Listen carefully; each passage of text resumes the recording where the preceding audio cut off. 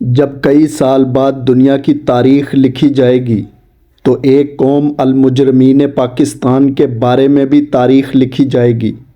مورخ لکھے گا، قوم عاد، قوم سمود اور قوم لوط کے سارے مجموعی گناہ اس قوم میں پائے جاتے تھے۔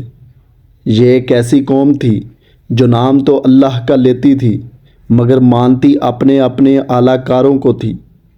قرآن کو اپنی کتاب مانتی تھی پر عمل کے لیے انسانی ہاتھ کی لکھی ہوئی کتابوں پر یقین تھا۔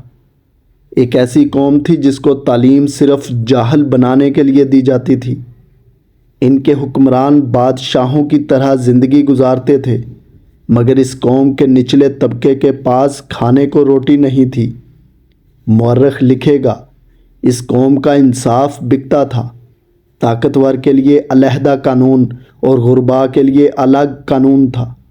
اس قوم کے قاضی انہی کی طرح کرپٹ اور انصاف سے عاری تھے۔ لکھا جائے گا، اس قوم کے سیاستدان خود غرض، نااہل اور بے حس تھے مگر یہ قوم ایسے سیاستدانوں کو اپنا مسیحا سمجھتی تھی اور ان کے لیے ایک دوسرے کی گردن کاٹنے کو بھی تیار رہتی تھی۔ مورخ لکھے گا، اس قوم کے اکثر لوگ دوسرے ملکوں میں بسنے کو ترجیح دیتے تھے مگر اپنی قومی ذہنیت ساتھ لے کر جاتے تھے اور تہذیب یافتہ ممالک بھی انہیں تہذیب سکھانے سے قاصر تھے۔ یہ اندازہ اس لیے لگایا جائے گا کہ تہذیب یافتہ کھوپڑیوں میں سے جاہل کھوپڑیاں بھی ملیں گی۔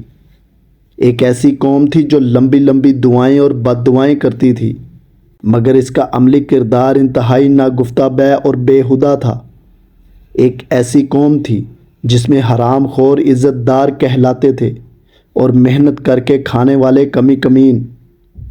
آنے والے وقت میں یہ قوم المجرمین پاکستان کے موضوع سے عبرت کے طور پر پڑھائی جائے گی۔